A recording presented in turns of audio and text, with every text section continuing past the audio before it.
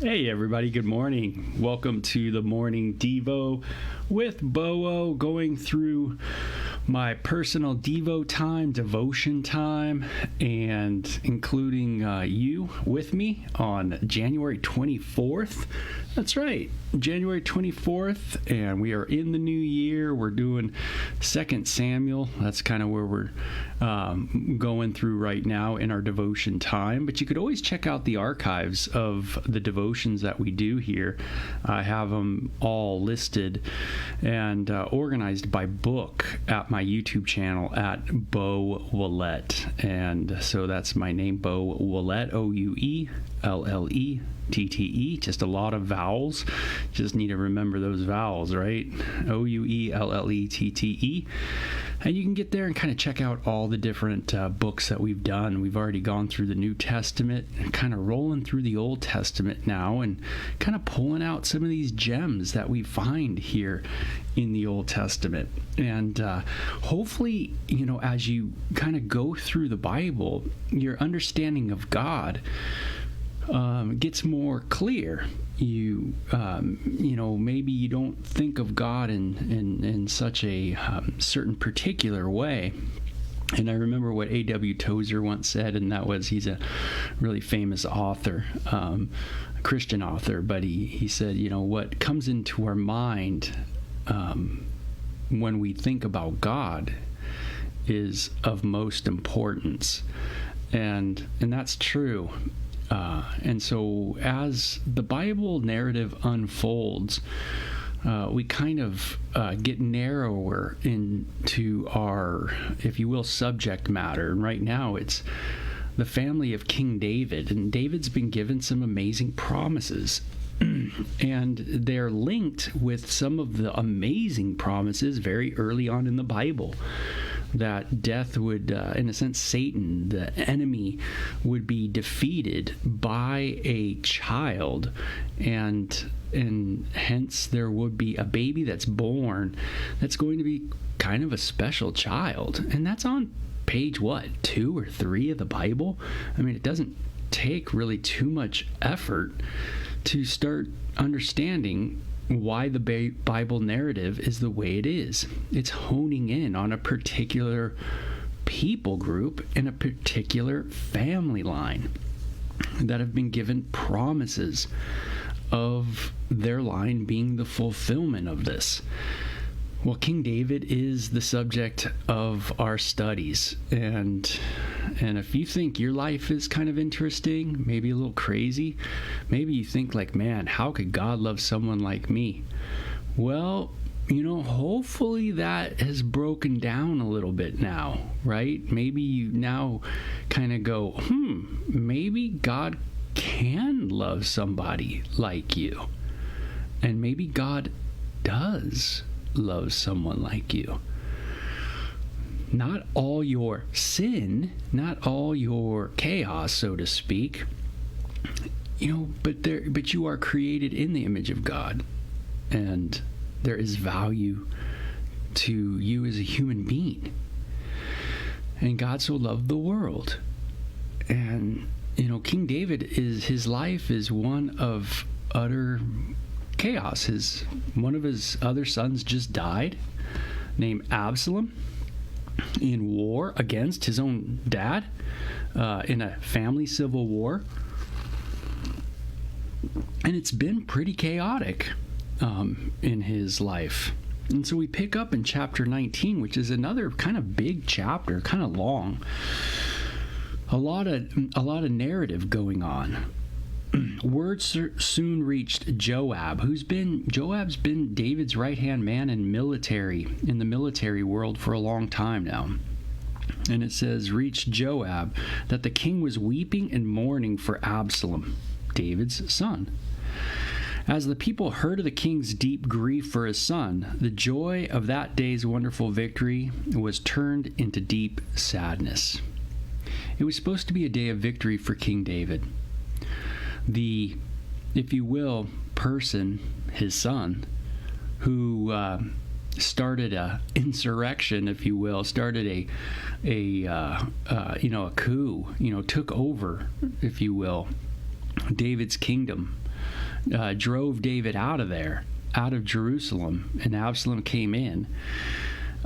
It should have been a great victory for David, but instead people were bummed. And it says the entire army crept back into the city as though they were ashamed and had been beaten in battle. So let's face it, instead of having a victory parade, which is a pretty big deal, we in the United States have had our share of victory parades. And instead of that, everybody's bummed, though it seems like that you're supposed to be having victory. Something's going on. It says the king covered his face with his hands and kept on weeping. "Oh, my son Absalom! Oh, Absalom, my son, my son!" Well, we see what the problem is. David is not on page with everybody. Everybody's, happy that they won, that they can go back to, maybe their property, their land, etc. Things can maybe get back to a normal. Let's face it, civil war of any kind is no fun.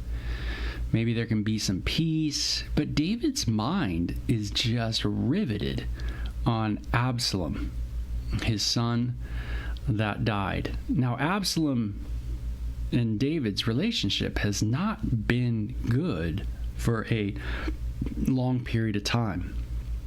Hey, we could maybe assume that it's never been good. We don't know. But certainly what's written in 2 Samuel, we can come up with that the situation hasn't been very well. And sometimes in a family, things can be going well in the big picture of the family, but there's someone in the family who cannot get past something. Something just continues to hold the person back. They can't let go. They just can't minimize this one thing. And so it becomes maximized. It becomes the biggest of things. And so when, a dad goes to see his 5-year-old, the 5-year-old play at the elementary school, which should be fun and a great occasion, he is burdened. He's overly burdened by something maybe that his 16-year-old is doing. And he's so burdened by that he can't seem to get in the moment. When everybody laughs at the kids, he's not laughing. Right inside, he's just continually mourning. And that's where David is at. It reminds me of just that I really have to keep my emotions in check. Because there are things in life that can overburden. There's no doubt about it. And can become so big in your mind and with your emotions that it really quenches your vision to see new things. And that's so true. Where you can't see the fun or the joy, because you're so wrapped up in this one thing that it's taken over really every part of your world. And man, that can be a real bummer. And it's, I think, a real danger in a lot of cases. So Joab went to the king's room and said to him, "We saved your life today and lives of your sons, your daughters, your wives, and concubines, and yet you act like this, making us feel ashamed, as though we had done something wrong." Have I ever done that? Have I ever made someone feel like they've done something wrong when they really didn't? Have you ever done that? Where you kind of knew you were making someone feel bad about themselves. And when they shouldn't feel bad about themselves, but the way you're acting, you definitely made them feel that way. Well, this is kind of what David's doing. Through his own,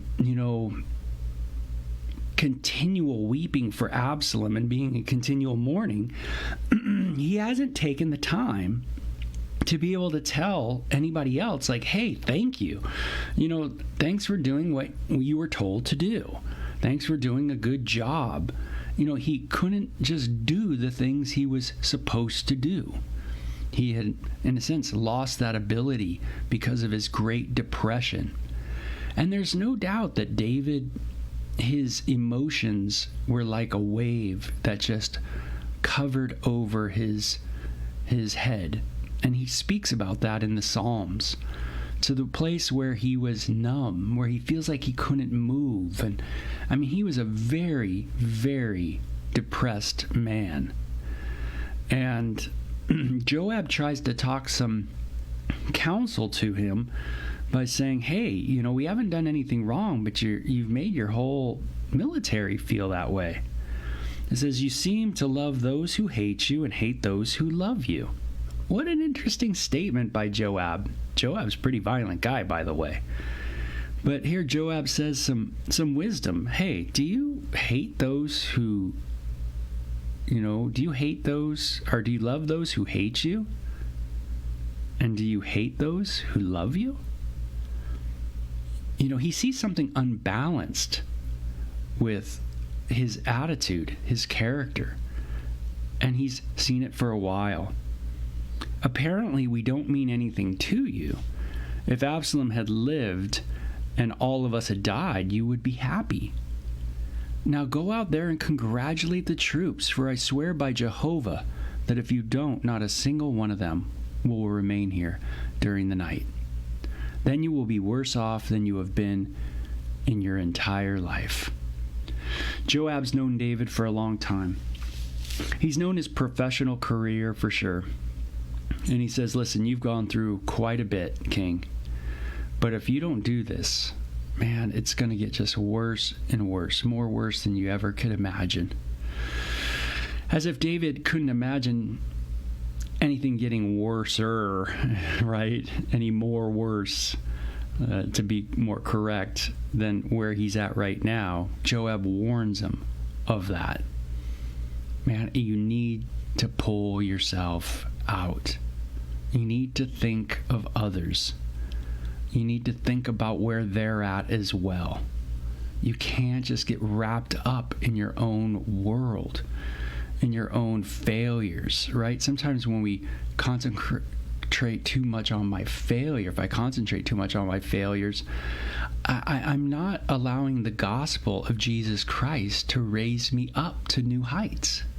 Because that's what the good news of Jesus Christ does.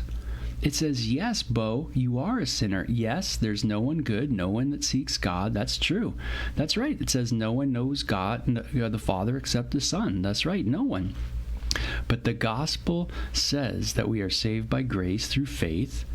The gospel says that Jesus died on a cross for our sins, that he rose again on the third day, he ascended into heaven, and that he lives forevermore to intercede for us, that he is with us, he is for us, and he will bring us into his heavenly kingdom. It raises us up. So yeah, if anybody says, Bo, you're a failure, you're amen. Yes, that's right. I do fail. That's right. I do have flaws. Absolutely.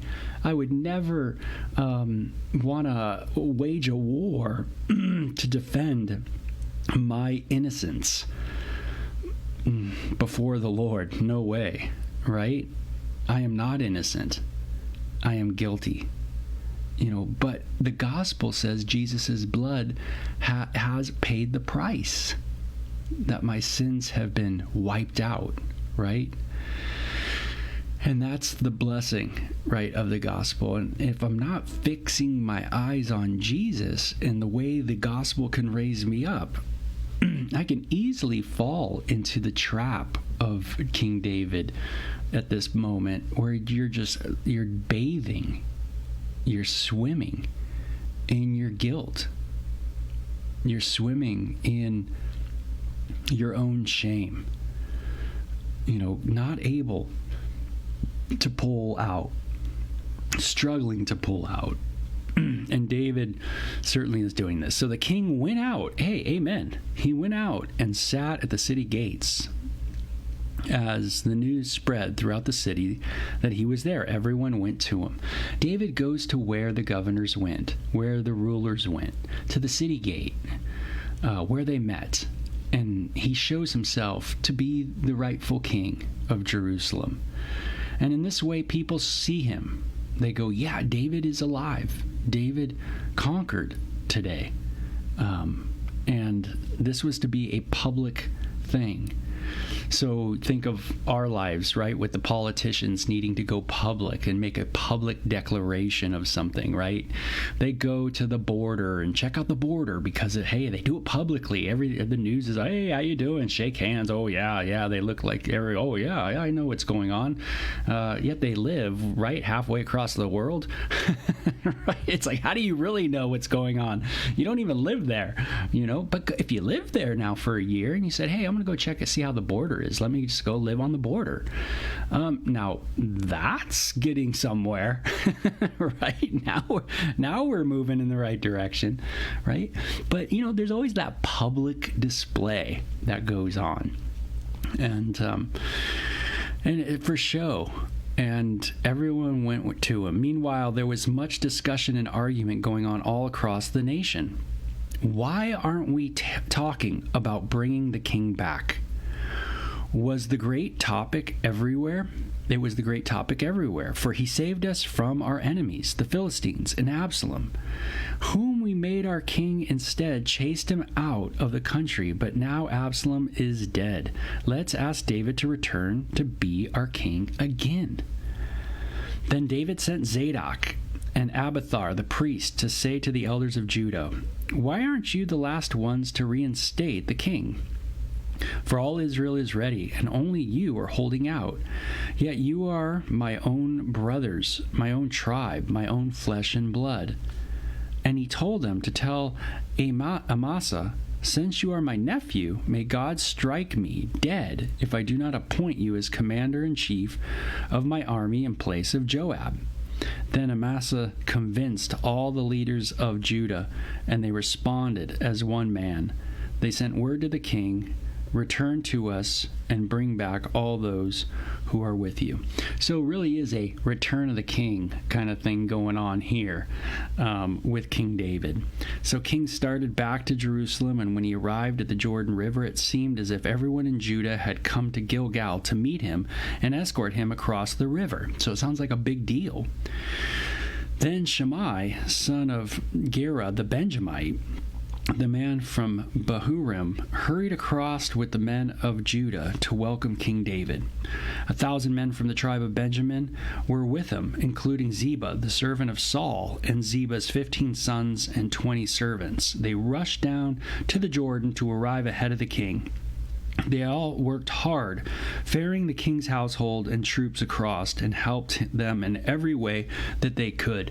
So those of Saul's house, the old king, right, back in the day, Saul's tribe, they kind of are stuck. They kind of thought like Absalom was going to actually maybe have some victory, or maybe they too might, maybe they would one day gain the crown again, the Benjamites. But guess what? King David won the victory over his son Absalom. And now the Benjamites really make a public show of their, if you will, loyalty to King David. And that's what's going on here. Again, a public display of like, hey, who's the winner? Who won that war? Oh yeah, it was that guy. Okay, we got to make sure we're on that guy's page. And remember, David has been known to be a guy who can take some people out, in all these public displays, it makes me think, what is my public display? How do people show themselves in public? What is it that they really want people to see? Not really them, maybe, but really what they want people to see about them. How they display themselves. What is the real them, and what is really just the facade? What is the show? And we live in a world of show. And so it can be really difficult just to be transparent, to be kind of real in many ways. But that's what's happening here. And so it says, as the king was crossing, Shimei fell down before him and pleaded, "My lord, the king, please forgive me and forget the terrible thing I did when you left Jerusalem. For I know very well how much I sinned. This is why I've come here today, the very first person in all the tribe of Joseph to greet you." Abishai asked, "Shall not Shimei die? For he cursed the Lord's chosen king." "Don't talk to me like that," David exclaimed. "This is not a day for execution, but for the celebration. I once more am king of Israel." Then turning to Shimei, he voted, "Your life is spared." So David shows what? Mercy. Ooh, pretty radical. Am I a merciful person? Blessed are the merciful. Am I a person who really shows a lot of mercy in life? Definitely a good question. Abishai asked, or then it says, now Mephibosheth, another person who we've come across in the book, Saul's grandson, arrived from Jerusalem to meet the king. He had not washed his feet or clothes nor trimmed his beard since the day that he left Jerusalem. "Why didn't you come with me, Mephibosheth?" the king asked him. And he replied, "O Lord, my king, my servant Ziba deceived me, and I told him, 'Saddle my donkey so that I can go up with the king, for as you know, I am lame.' But Ziba had slandered me by saying that I refused to come. But I know that you are an angel of God, so do what you think is best. I and all my relatives could expect only death from you, but instead you have honored me among all those who eat at your own table. So how can I complain?" David showed a lot of kindness to Mephibosheth, and Mephibosheth knows that. But he knows within his own family there was a lot of conflict in their relationships with King David. And that really bummed Mephibosheth out. And I don't know if you've ever been in that situation where, you're in a family, but some of the family just doesn't get along with a person. Maybe they're considered enemies, but you yourself are a peacemaker. And you yourself are one that wants to show kindness. But it can be really difficult when you're in a family that's in contention. That's never a good place, that middle place to be in, for sure. "All right," David replied, "my decision is that you and Ziba will divide the land equally between you." "Give him all of it," Mephibosheth said. "I am content with just to have you back again." Wow, Mephibosheth, pretty cool guy, right? David says, "Hey, I'm going to give you and Ziba, your guys' allotted tribal lands." And Mephibosheth says, "Hey, hanging with you, David, is enough. Give it to him." So let me finish up this chapter. It says, Barzillai, who had fled the king and his army during the exile in Mahanaim, arrived from Regolim to conduct the king across the river. He was very old, about 80, and very wealthy. Oh, very cool, huh? 80-year-old guy. "Come across with me and live in Jerusalem," the king said to Barzillai. "I will take care of you there." "No," he replied, "I am far too old for that. I am 80 years old today, and my life has lost all of its excitement. Food and wine are no longer tasty, and entertainment is not much fun. I would only be a burden to my lord the king. Just to go across the river with you is all that honor I need." Kind of interesting insight into an 80-year-old man, right? Hey, I guess, as you get older, no matter what generation you're in, entertainment kind of moves past you. You kind of get bored of it. And, food and wine aren't so much what they were when you were younger, right? Your body just doesn't take to it as well. It bothers it. It's bothered by it. So then it says, "Then let me return again to die in my own city, where my father and my mother are buried. But here is Chimham. Let him go with you and receive whatever good things you want to give him." Oh, so someone in his family. "Good," the king agreed. "Chimham shall go with me, and I will do for him whatever I would have done for you." So all the people crossed the Jordan with the king, and after David had kissed and blessed Barzillai, he returned home. The king then went to Gilgal, taking Chimham with him, and most of Judah and half of Israel were there to greet him. But the men of Israel complained to the king because only men from Judah had ferried him and his household across the Jordan. It's kind of a section on, David reconciling issues, people being forgiven for the issues that happened during the insurrection of Absalom, and how David showed mercy to different households. That's pretty neat, I like that, and I think that's a good thing always to think of in a day is, how quick am I to forgive? Or do I just hold grudges? And do I just have a bitter heart of unforgiveness going on? Got to really check myself with that. The Bible tells me to forgive as Christ forgave me, to walk humbly, to talk nice, right? To not be full of malice, to not be angry, to not be bitter, right? If I need to correct someone, it says correct someone in gentleness, right? Not I'm going to get you if you do something wrong, or blah, blah, blah, blah, blah. I'm watching you, you bad person, da, da, da, da, da. How can, No. Colossians 3 gives us great insight into how our hearts should be, because we should be looking at how Jesus has forgiven us. So the people of Judah start complaining and say, hey, we're doing a lot of work. Where's the other people? That's how we complain quite a bit. Why not? The men of Judah replied, the king is one of our own tribe. Why should this make you angry? We have charged him nothing, and he hasn't fed us or given us gifts. But there are 10 tribes in Israel, the others replied, so we have 10 times as much right in the king as you do. Why didn't you invite the rest of us? And remember, we were the first to speak in bringing him back to be our king. The argument continued back and forth, and the men of Judah were very rough in their replies. Maybe that's an understatement. Very rough. Maybe they were very sharp. Hey, we're with the king, blah, blah, blah, blah, blah, blah, blah, blah, blah, right? The other people are like, well, hey, we're part of Israel too. Like, why aren't we a part of things? And it just can't seem to have peace. Seems like we're people that need to be in constant conflict. And that's what kind of makes us tick. And that's truly so. I think that's a true statement that's about humanity, is we are a conflicted species for sure. If there's anything we do with our intellect, it's complain and argue and create conflict with one another. It's very difficult for us to live at peace. And this is why we all need to fix our eyes on Jesus.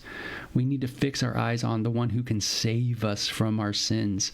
We need saving. That's utterly true. There's nothing more scientific than that fact, is that we are utterly a mess and that we need some form of salvation. And this is what Jesus offers us, right? My life I give you, Jesus said. My life I give you. Right? Not as the world does. My peace I give you. He wants to give us his life, his peace, as we look to him for our instructions, as we look to actually have Jesus live out his life through us, that he can do that. And this is the, if you will, miracle of Christianity, is Jesus living out his life through us. It's no longer I that live, but it's Christ that live in me. I am to die. God, you live your life out through me. And boy, maybe it's then, if we all could do that, we could actually be at peace. And this is what we need to be doing in the church. And the church should be a place of peace as we all fix our eyes on the Lord. So boy, we see what happens when a congregation is in conflict, right? Their eyes are not on Yahweh. It's not on Jehovah. It's on pecking orders and so many other things. And this is what I did, and this is what I deserve, and all those things, right? The things that Jesus said, that's what the world is concerned with. But we should be concerned about something different. So, and that's Jesus living his life out through us. So, a very Cool chapter, a very in-depth chapter in a lot of behavioral ways, but I think it's a good Devo, that's for sure. Something to think about throughout the day. So you guys have a good one. Take care, okay? Bye-bye.